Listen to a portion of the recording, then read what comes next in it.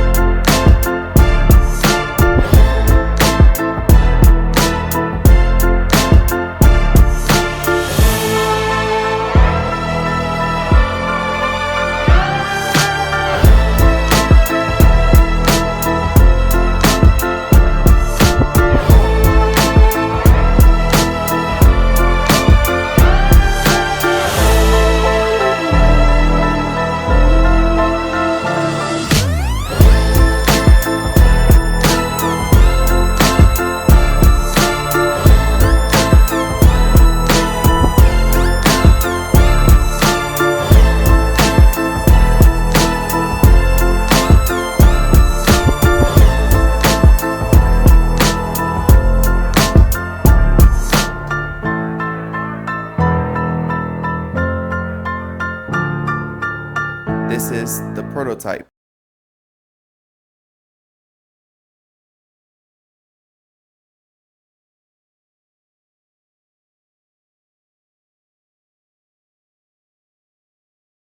This is the cable channeling in the back. This is the clear, I guess, the big phone separator from the original charger. And then this one, it just slides in and you don't have to remove anything. You don't have to uninstall anything. And it still works with the credit card shaped key card. This is straight out of the printer.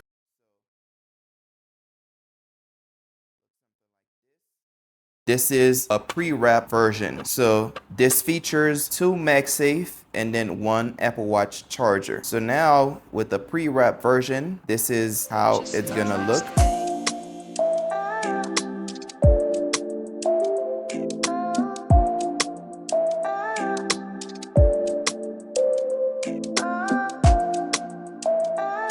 Now, real quick before anything, the pre-wrap version, it's a little bit smaller just to compensate for the fabric. If you get the bare piece, which is this one on the left, it's slightly bigger, and that's just to allow it to sit in flush with the factory charger. So if you get this one and later on you're trying to wrap it, the fitment is gonna be off a little bit. So the pre-wrap version, it fits nicely in the original charging pad, and the bare piece, it fits nicely, but again, it cannot be wrapped down the line just because it's gonna be oversized just a little bit. This is the 2 chargers. Let me know, what do y'all think? Would you go with the pre-wrap version or would you go with the bare looking piece? Now for the next part, I went ahead and created this piece. I'm gonna show you exactly how it looks when installed in the car, but yeah, let's go in the car and then I'm gonna show you how both of the chargers look. All right, y'all, so we are now in the car. For the first unit, this is the one with the Magsafe, the 2 Magsafe chargers and then the Apple Watch. And for this charger, like I was saying, it just sits in on top of the original charging pad. So pretty much you get the cables out of the way and you just push it in. It's gonna sit in just like that. You want to make sure that the edges sits in underneath the fabric here. If you look at the charging pad, so you're just gonna push down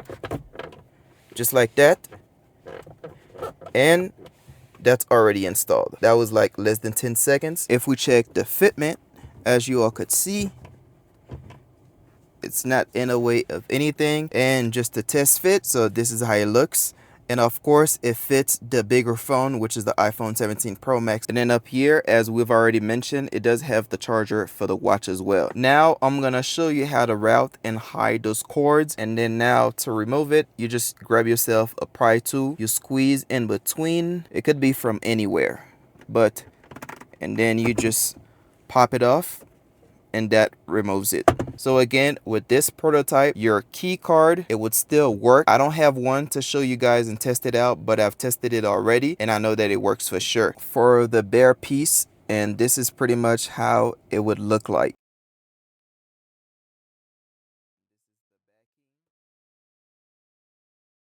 With this one, same as the other ones, it would slide in on here just like that. Make sure I get the cord out of the way.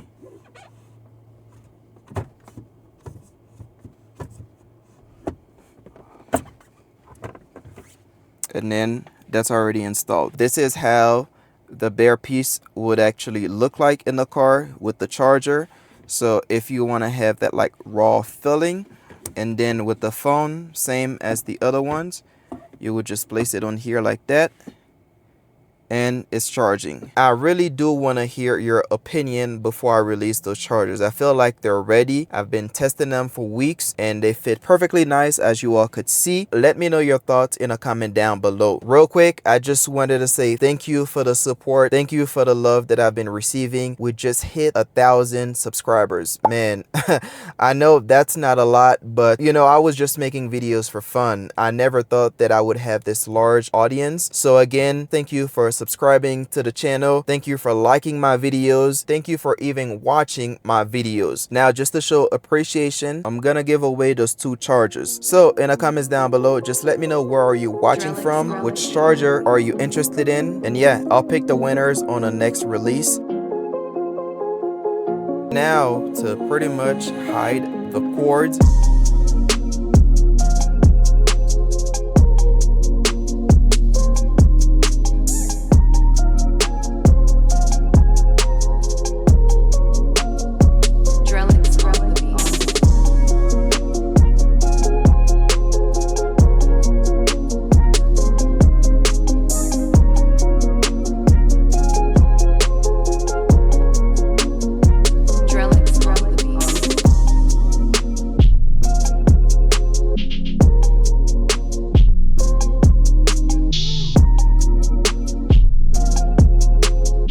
For the next step, this is where this piece comes in handy. Pretty much it's gonna slide in here just like that, and then you just move it back and it aligns with this cover here. And the reason for this piece is just to allow you to hide this cord. So I'll show you exactly how it looks at the end, but this is the reasoning for this piece here. I did 2 USB-C cutout if you still wanted to use like your USB cord, just so that way you're not limited to just this piece taking up space and not really have a function, if that makes sense. Now real quick, one thing that I wanted to emphasize, when you are routing the cords on the side here, you want to make sure that you see how this cord was sitting on top of this clip here. You want to make sure that all the cords, you are running them underneath the clips, and pretty much you just push it back kind of like this,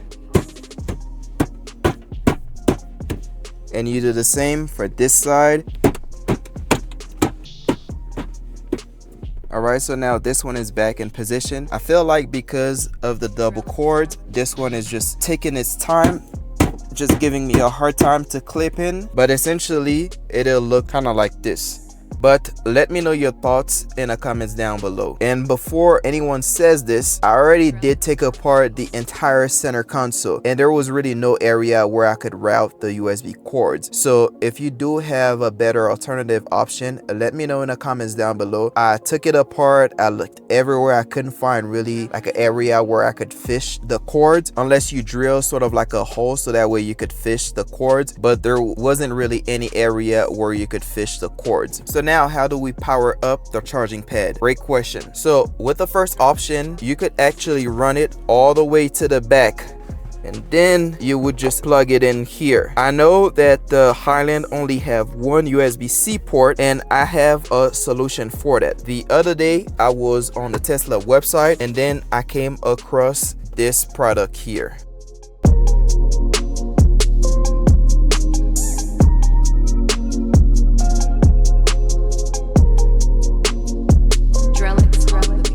And as you all could see, the wattage for each port is pretty low. So I tried it out for almost 1 week, and it was slowly, I mean, it does the job, but it just slowly charges your phone, which defeats the purpose of having this prototype on here. I was all over the internet looking for a power outlet or USB hub for this model, but I couldn't really find anything. So that's why I decided to bring one of my partners on board, Hansshow. If you own a Tesla, and if you're always on the road like I am, this is one accessory that's actually worth having. And it basically turns your Tesla into a portable power station. You get two 110 volt AC outlets, 3 USB-A ports, and a fast USB-C charging. So whether you're needing to charge your laptop, drone batteries, camera gear, or even just keeping everyone's devices topped up, this thing has you covered. What I really like is that it is compatible with both the legacy and the newer Tesla models. It has an OEM look, and it's literally plug and play. It is also designed specifically for the Tesla electrical system, so you know for sure that you are getting a safe, reliable power without having to worry about your vehicle or electronics. On top of that, it features a built-in LED display, intelligent cooling, and multiple layers of protection against overheating, overloads, and short circuits. So whether you're camping, working remotely, or just need reliable power on the go, this is one of those upgrades you actually end up using. And if you are interested, check out the link in the description below, and don't forget to use my discount code to save on your order, as it also helps support the channel. Again, big shout out to Hansshow for sending this over. Now let's get back to the video. Now I did some research, and this one seems to be one of the best power adapter, just because it allows you to connect 2 USB-C and 1 USB-A. But this is pretty much how the setup is going to look like. This is all I got for you guys today. And if you've watched the video all the way to the end, I do appreciate you guys for watching. Don't forget to like the video, subscribe to the channel, and I'll see you guys on the next one.